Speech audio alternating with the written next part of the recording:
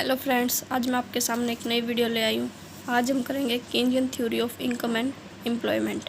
इससे पहले हम classical theory of income and employment कर चुके हैं। तो Keynesian theory of income and employment क्या बोलता है? ये क्रिटिसाइज़ करता है क्लासिकल थ्योरी को। किसको क्रिटिसाइज़ करता है? क्लासिकल को। क्लासिकल बोलते थे कि फुल एम्प्लॉयमेंट एक नॉर्मल फ्यूचर है मार्केट में, लेकिन कीनजियन बोलते हैं कि फुल एम्प्लॉयमेंट है जो नॉर्मल फीचर नहीं है मार्केट के अंदर। इसमें बताते हैं ये थ्योरी है जो ये किस पे बेस्ड है? ये बेस्ड है इफ़ेक्टिव डिमांड में। इफ़ेक्टिव डिमांड जहाँ पर एग्रीगेट डिमांड इक्वल होता है एग्रीगेट सप्लाई के। देखो ये डायग्राम बनाया हमने, ये वाई एक्सिस, ये ओ एक्स एक्सिस। ये आ गई एग्रीगेट डिमांड, ये गई एग्रीगेट सप्लाई। ये जो हमारा ई पॉइंट आया इसको बोलते हैं हम इफ़ेक्टिव डिमांड, जहाँ पर एग्रीगेट डिमांड और एग्रीगेट सप्लाई इक्वल है। एग्रीगेट डिमांड और एग्रीगेट सप्लाई इक्वल है, लेकिन कीनजियन बोलते हैं कि इस पॉइंट पे ज़रूरी नहीं है कि फुल एम्प्लॉयमेंट पॉसिबल हो। ज़रूरी नहीं है अगर एग्रीगेट डिमांड और एग्रीगेट सप्लाई इक्वल हो गए तो यहाँ पे फुल एम्प्लॉयमेंट होगा। ये कौन बोलता है? कीनजियन। लेकिन क्लासिकल बोलते थे कि फुल एम्प्लॉयमेंट है जो इकोनॉमी में या मार्केट में पॉसिबल है, लेकिन कीनजियन बोलते हैं कि फुल एम्प्लॉयमेंट है जो वो मार्केट में पॉसिबल नहीं है, मतलब ये एक नॉर्मल फीचर नहीं है। अगर हम अनएम्प्लॉयमेंट को फाउंड करते हैं इकोनॉमी में तो वो किस लिए होता है? हमारी इकोनॉमी में अगर हम अनएम्प्लॉयमेंट देख रहे हैं तो इसका कारण क्या है? इसका कारण है एग्रीगेट डिमांड की कमी। मतलब इकोनॉमी में डिमांड कम है, इसलिए क्या है? अनएम्प्लॉयमेंट हमारी इकोनॉमी में पाया जा रहा है। अब देखो, कोई भी प्रोडक्ट की अगर कोई आदमी मार्केट में डिमांड ही नहीं कर रहा, कोई भी अगर किसी प्रोडक्ट की डिमांड ही नहीं कर रहा तो हम लेबर को क्यों लगाएं? क्यों हम किसी को एम्प्लॉयमेंट दें? अगर किसी चीज़ की डिमांड होगी तभी तो हमको उसका प्रोडक्शन करने के लिए एम्प्लॉय की ज़रूरत होगी। तो इसका मतलब क्या हुआ? अनएम्प्लॉयमेंट इकोनॉमी में क्यों है? क्योंकि एग्रीगेट डिमांड की है जो हमारी इकोनॉमी में कमी है। अगर हम अनएम्प्लॉयमेंट को ख़त्म करना चाहते हैं तो क्या करना पड़ेगा? हमें एग्रीगेट डिमांड को बढ़ाना पड़ेगा। अगर हम डिमांड को बढ़ाएंगे तो उस डिमांड के बड़े होने के कारण हमें किसी चीज़ का प्रोडक्शन करना पड़ेगा। मान लो किसी चीज़ का डिमांड हो रही है मार्केट में, तो हम उस डिमांड को पूरा करने के लिए हमें उस चीज़ का प्रोडक्शन करना पड़ेगा, और प्रोडक्शन करना है तो हमें उसके लिए एम्प्लॉय चाहिए। तो हमें क्या करना पड़ेगा? एम्प्लॉयमेंट को बढ़ाना पड़ेगा। यानी अनएम्प्लॉयमेंट को ख़त्म करना चाहते हैं हम तो हमें एग्रीगेट डिमांड को बढ़ाना पड़ेगा। देखो, एग्रीगेट डिमांड क्या होती है? Consumption plus investment. जो हमारी कंजम्पशन है वो किस पे डिपेंड करती है? इनकम पे या प्रोपेंसिटी टू कंज्यूम पे। और जो हमारी इन्वेस्टमेंट है ये किस पे डिपेंड करती है? इंटरेस्ट रेट पे और मार्जिनल एफिशिएंसी ऑफ कैपिटल पे। यानी मार्केट में कितना इंटरेस्ट रेट चल रहा है इसी पे हमारी इन्वेस्टमेंट डिपेंड करती है।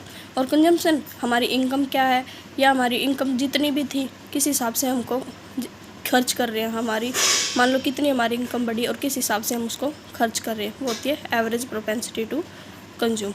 देखो टेबल से देखते हैं, ये है एम्प्लॉयमेंट, ये है एग्रीगेट सप्लाई, ये है एग्रीगेट डिमांड और ये है ट्रेंड्स। अब देखो, एम्प्लॉयमेंट 0 है, सप्लाई 0 है, डिमांड 50। यानी कि किसी भी आदमी को कुछ बेसिक नेसेसरी गुड है जिनको ख़रीदना ही पड़ता है, मतलब जिसकी डिमांड करनी पड़ती है चाहे उसकी इनकम कुछ भी ना हो। अब जब डिमांड ज़्यादा है सप्लाई से, इसका मतलब क्या है कि हम एम्प्लॉयमेंट को ज़रूरत, हमें एम्प्लॉयमेंट की ज़रूरत है, इसलिए ट्रेंड्स क्या हो गया? राइस। यानी एम्प्लॉयमेंट को हमें चाहिए। जब सप्लाई है ही नहीं तो उस सप्लाई को पूरा करने के लिए हमें एम्प्लॉयमेंट तो चाहिएगा, इसलिए ये क्या है? राइज। जब हमने 10 एम्प्लॉय लगाए, सप्लाई हो गई 60, डिमांड हो गई 100। अब यहाँ पे भी एग्रीगेट डिमांड है जो एग्रीगेट सप्लाई से ज़्यादा है, इसलिए एम्प्लॉयमेंट अभी और चाहिए हमें। जब हमने 20 एम्प्लॉय लगाए, सप्लाई होगी 90, डिमांड होगी 120। यहाँ पे भी डिमांड ज़्यादा है, सप्लाई कम है, तो हमें एम्प्लॉय की ज़रूरत है, फिर ये राइज है। जब हमने 30 एम्प्लॉय लगाए, 120 सप्लाई होगी, डिमांड 140। अब भी डिमांड ज़्यादा है, सप्लाई कम है, यानी अभी हमें प्रोडक्शन करने के लिए ऑल एम्प्लॉयमेंट की ज़रूरत है और एम्प्लॉय की ज़रूरत है। फिर क्या हो गया? डिमांड ज़्यादा है, सप्लाई कम है, तो फिर ट्रेंड्स राइज हो गया। अब देखो 40 एम्प्लॉय लगाए, 150 सप्लाई होगी, 160 डिमांड होगी। यहाँ पे भी डिमांड ज़्यादा, सप्लाई कम, 160। जब हमने 50 एम्प्लॉय लगा दिए, सप्लाई भी 180 होगी और डिमांड भी 180 होगी, यानी ये क्या हो गया, इक्वल हो गया। जितनी सप्लाई उतना ही डिमांड, यानी एग्रीगेट डिमांड इक्वल होगी एग्रीगेट सप्लाई पे। ये हो गया इफेक्टिव डिमांड, क्योंकि यहाँ पे एग्रीगेट डिमांड और एग्रीगेट सप्लाई इक्वल है। लेकिन केन्जियन बोलता है कि अगर एग्रीगेट डिमांड और एग्रीगेट सप्लाई है जिस पॉइंट पे इक्वल, ज़रूरी नहीं है कि वहाँ पे फुल एम्प्लॉयमेंट है जो वो पॉसिबल हो। जब हमने 60 एम्प्लॉय लगाए, सप्लाई हो गई 210, डिमांड हो गई 200। अब सप्लाई ज़्यादा है, डिमांड कम है। जब हमारे पास सप्लाई पहले से ही ज़्यादा है तो हम और प्रोडक्शन क्यों करना, हमें और प्रोडक्शन करना ही नहीं। जब हमें और प्रोडक्शन करना नहीं तो हमें एम्प्लॉय की ज़रूरत नहीं है, यानी ट्रेंड्स क्या हो गया, फॉल। देखो डायग्राम से समझते हैं। ये है एग्रीगेट डिमांड और aggregate supply, O Y axis पे, ओ एक्स एक्सिस पे ले लिया हमने एम्प्लॉयमेंट। ये है एग्रीगेट सप्लाई कर्व। पहले ये supply curve, aggregate supply curve, पहले ये फ्लेक्सिबल है, उसके बाद ये क्या हो गया, कांस्टेंट। ये है एग्रीगेट डिमांड, ये होगी इफेक्टिव डिमांड जहाँ पर एम्प्लॉयमेंट है जो वो पॉसिबल नहीं है। डायग्राम से समझ रहे हम। अब देखो इस पॉइंट पे एम्प्लॉयमेंट इतना था, इस ई पॉइंट पे एम्प्लॉयमेंट इतना था, यानी इक्विलिब्रियम पॉइंट आ गया। अगर हम इसको एम्प्लॉयमेंट को बढ़ा दें, मान लो हमने एम्प्लॉयमेंट को इतना बढ़ा दिया इस पॉइंट पर, जब हमने एम्प्लॉयमेंट को इतना बढ़ा दिया, अब जब हमारे पास पहले ही सप्लाई ज़्यादा है और डिमांड कम है तो क्या होगा, ये तो वापस इसी पॉइंट पे आ जाएगा। क्योंकि क्यों हम पैसे लगाएं एम्प्लॉयमेंट को, क्यों इनकम दे के बढ़ा रहे, जब पहले ही सप्लाई हमारे पास ज़्यादा है तो हम एम्प्लॉयमेंट क्यों करें और क्यों और प्रोडक्शन करें, तो वापस ये इसी पॉइंट पर आ जाएगा। लेकिन जब हम इसको इस पॉइंट पे ले आए, यानी एम्प्लॉयमेंट हमारा N2 हो गया। जब हम इस पॉइंट पे लेके आए, यहाँ पे क्या एग्रीगेट डिमांड है वो ज़्यादा है, सप्लाई कम है, सप्लाई कम है, डिमांड ज़्यादा है। इसका मतलब क्या है, इसका मतलब है हम अपने एम्प्लॉयमेंट को बढ़ा सकते हैं। तो ये बढ़ के वापस से इस पॉइंट पर आ जाएगा, मतलब जो हमारा एम्प्लॉयमेंट है जो वो बढ़ जाएगा। अगर एग्रीगेट डिमांड ज़्यादा है एग्रीगेट सप्लाई से तो हम अपने एम्प्लॉयमेंट को बढ़ा सकते हैं। अगर हम अनएम्प्लॉयमेंट को कम करना चाहते हैं तो हमें क्या करना पड़ेगा, एग्रीगेट डिमांड को बढ़ाना पड़ेगा। ये पॉइंट हमने पहले भी डिस्कस किया है कि अगर हम अनएम्प्लॉयमेंट को कम करना चाहते हैं तो हमें एग्रीगेट डिमांड को बढ़ाना पड़ेगा। एग्रीगेट डिमांड क्या होता है, कंजम्पशन प्लस इन्वेस्टमेंट। कंजम्पशन हमारी कांस्टेंट है, क्यों, क्योंकि शॉर्ट टाइम पीरियड में हम कंजम्पशन को चेंज नहीं कर सकते, तो इसलिए हमें क्या करना पड़ेगा, इन्वेस्टमेंट में हमें चेंज करना पड़ेगा। अब देखो जब हमारा शॉर्ट टाइम पीरियड है और एग्रीगेट डिमांड ज़्यादा है, ठीक है, तो क्या होगा, इस टाइम पे केन्जियन बोलते हैं कि हमें गवर्नमेंट इंटरवेंशन की ज़रूरत होती है। लेकिन क्लासिकल बोलते थे कि गवर्नमेंट इंटरवेंशन पॉसिबल नहीं है, उसकी हमें ज़रूरत नहीं है। लेकिन केन्जियन बोलते हैं कि गवर्नमेंट इंटरवेंशन है जो वो ज़रूरी है। अब देखो डायग्राम से देखते हैं। ये है ओ वाई एक्सिस, ये है ओ एक्स एक्सिस। यहाँ पे ले लिया हमने एम्प्लॉयमेंट, ये है एग्रीगेट सप्लाई। पहले ये फ्लेक्सिबल है, ऊपर क्या है, कांस्टेंट। ये है एग्रीगेट डिमांड। जब हमने एग्रीगेट डिमांड को बढ़ाया, एग्रीगेट डिमांड बढ़ाने से क्या हुआ, हमारा एम्प्लॉयमेंट है जो वो बढ़ गया। लेकिन अगर हम इसके बाद एग्रीगेट डिमांड को बढ़ाते हैं, अगर हम इस पॉइंट के बाद डिमांड को बढ़ा रहे हैं तो इसके बाद हमारा जो एम्प्लॉयमेंट है वो इंक्रीज़ नहीं होगा, सिर्फ प्राइस हैं जो वही इंक्रीज़ होंगे। क्यों, क्योंकि जब हमारी सप्लाई पहले ही ज़्यादा है तो हम और एम्प्लॉयमेंट क्यों बढ़ाएं, वेस्टेज है ये तो हमारे लिए। तो इसलिए हमें इस पॉइंट पर एम्प्लॉयमेंट को नहीं बढ़ाएंगे, क्योंकि हमारी सप्लाई पहले ही ज़्यादा है। और इस टाइम पे जो हमारी इन्वेस्टमेंट में चेंज होगा वो ऑटोनोमस इन्वेस्टमेंट होगी, ना कि इंड्यूस्ड। क्योंकि जो ऑटोनोमस इन्वेस्टमेंट है वो गवर्नमेंट करती है और जो इंड्यूस इन्वेस्टमेंट है वो प्राइवेट सेक्टर करते हैं, वो सिर्फ प्रॉफिट मोटिव के लिए काम करते हैं। अब देखो इनकम क्या है, कंजम्पशन प्लस इन्वेस्टमेंट। सी क्या है, C0 प्लस BY। C0 यानी ऑटोनोमस कंजम्पशन और BY मतलब प्रोपेंसिटी टू कंज्यूम। और इन्वेस्टमेंट कौन सी होगी हमारी, ऑटोनोमस इन्वेस्टमेंट, क्योंकि प्राइवेट सेक्टर वाले प्रॉफिट मोटिव के लिए काम करते हैं, लेकिन जो गवर्नमेंट है उसको तो काम करना ही पड़ेगा। तो ये क्या है, ऑटोनोमस इन्वेस्टमेंट। अब देखो टेबल से देखते हैं। ये है हमारी इनकम कितनी है, 0, कंजम्पशन 25, सेविंग -25। ये है ऑटोनोमस इन्वेस्टमेंट। ये क्या है, ऑटोनोमस इन्वेस्टमेंट। ये है एग्रीगेट डिमांड यानी कंजम्पशन प्लस इन्वेस्टमेंट। अब देखो इनकम थी 0, कंजम्पशन हुआ 25, वही क्यों, बेसिक नेसेसिटी गुड है जो उनको तो ख़रीदना ही पड़ेगा। तो जब कंजम्पशन हमारी 25 होगी, इनकम 0 थी, तो सेविंग -25। जो ऑटोनोमस इन्वेस्टमेंट है ये गवर्नमेंट करता है, इसलिए ये क्या है, कांस्टेंट है, ये 75 है।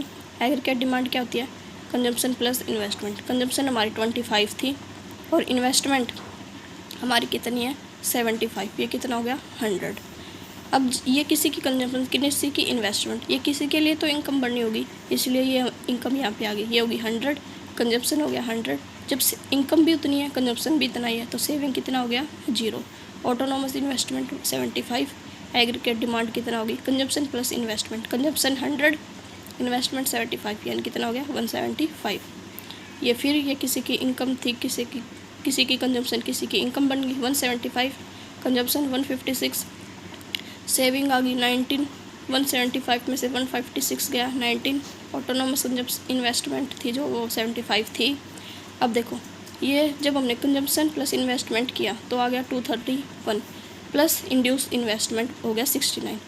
अब देखो जब इनको पता चला कि भाई मार्केट में तो डिमांड ज़्यादा हो रही है, तो जब हम देखते हैं कि भाई मार्केट में किसी प्रोडक्ट की डिमांड बढ़ रही है, तो हम सोचते हैं चल हम यही काम स्टार्ट कर देते हैं।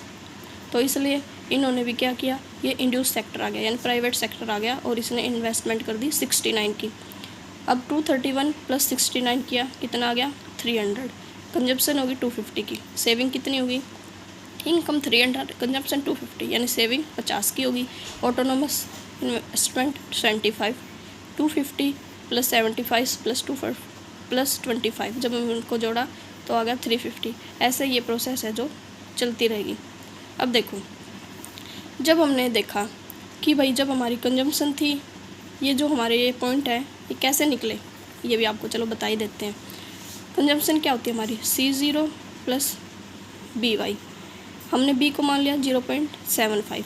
अब देखो जब हमारी 25 कंजम्पशन थी प्लस प्रोपेंसिटी टू कंज्यूम कितना है हमारा B, यानी 0.75 इसको लेंगे, लेकिन हमारी इनकम कितनी थी 100। जब हमने इनको मल्टीप्लाई किया तो कितना आ गया 100। जब हमारी कंजम्पशन 25 थी, ठीक है, कंजम्पशन 25 थी, ऑटोनोमस इन्वेस्टमेंट हम लेके चल रहे 0.75 इंटू 175 क्या थी हमारी एग्रीगेट डिमांड, तो कितना आ गया 156.25, इसको सिर्फ हम 156 ही ले लेंगे। फिर हमने देखा 25 इंटू 0.75 इंटू 300, जब हम इस पे गए तो आ गया 250। ये प्रोसेस ऐसे ही चलती रहेगी। यानी जब हमने ऑटोनोमस इन्वेस्टमेंट को कांस्टेंट रखा, उससे क्या हुआ, इनकम जनरेट हुई।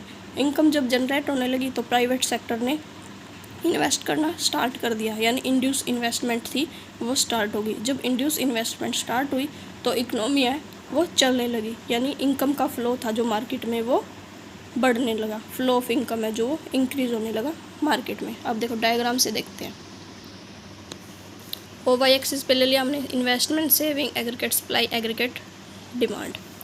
OX एक्सिस पे ले लिया इनकम। अब देखो ये है हमारी एग्रीगेट सप्लाई, ये है हमारा ऑटोनोमस इन्वेस्टमेंट, और जो कंजम्पशन है वो हमारी है यहाँ से स्टार्ट। कंजम्पशन यहाँ से क्यों है, क्योंकि भाई जो सबको बेसिक नेसेसिटी गुड तो चाहिए, तो कुछ ना कुछ कंजम्पशन तो हर कोई करता है, चाहे उसकी इनकम 0 क्यों ना हो, तो इसलिए कंजम्पशन कर्व यहाँ से स्टार्ट हो गया, ठीक है। जब ऑटोनोमस इन्वेस्टमेंट और कंजम्पशन ऐड हुए तो क्या बन गया, हमारा एग्रीगेट डिमांड बन गया। अब देखो ये है हमारी सेविंग, यानी कि जब हमारी इनकम कुछ भी नहीं होती, कंजम्पशन तो तब भी कुछ करते हैं, जब हम कंजम्पशन कुछ करते हैं, जब हमारी इनकम कुछ भी नहीं होती, तो फिर सेविंग हमारी क्या है, नेगेटिव में चली गई, यानी सेविंग क्या हमारी ये वाला पोर्शन है जो ये क्या है, नेगेटिव। अब देखो कंक्लूजन देखते हैं इसका। ये है एग्रीगेट सप्लाई, एग्रीगेट डिमांड, ये है एग्रीगेट डिमांड कर्व, ये है एग्रीगेट सप्लाई कर्व, ये है एग्रीगेट डिमांड कर्व। अब देखो जो हमारी इनकम है वो है OY, ये है एग्रीगेट सप्लाई और एग्रीगेट डिमांड। जब हमने एग्रीगेट डिमांड को बढ़ा दिया, ये तो आपको पता है इफेक्टिव डिमांड पॉइंट है जहाँ पे एग्रीगेट डिमांड और एग्रीगेट सप्लाई इक्वल है। अब देखो जैसे हमने एग्रीगेट डिमांड को बढ़ाया, एग्रीगेट डिमांड बढ़ाने से क्या हुआ, जो हमारी इनकम थी वो बढ़ गई। जब हमने एग्रीगेट डिमांड को बढ़ाया तो ये पॉइंट मिल गया हमें, तो इससे क्या हुआ, हमारी इनकम थी जो वो बढ़ गई। जब ये एग्रीगेट डिमांड ले रहे थे हम, ये थी कंजम्पशन प्लस इन्वेस्टमेंट, लेकिन जैसे ही इफेक्टिव डिमांड बढ़ी, यानी इसमें क्या होगा, गवर्नमेंट का इंटरवेंशन भी आ गया, यानी consumption plus investment plus government intervention, यानी जैसे ही एग्रीगेट डिमांड को हमने बढ़ाया उससे क्या हुआ, हमारा एम्प्लॉयमेंट है जो वो भी बढ़ गया। आई होप आपको वीडियो अच्छी लगी होगी। प्लीज़ वीडियो अच्छी लगी हो तो वीडियो को लाइक करना, चैनल को सब्सक्राइब करना। टेलीग्राम चैनल का लिंक मैं डिस्क्रिप्शन में डाल दूँगी, उसको भी ज्वाइन कर लेना। Thank you so much.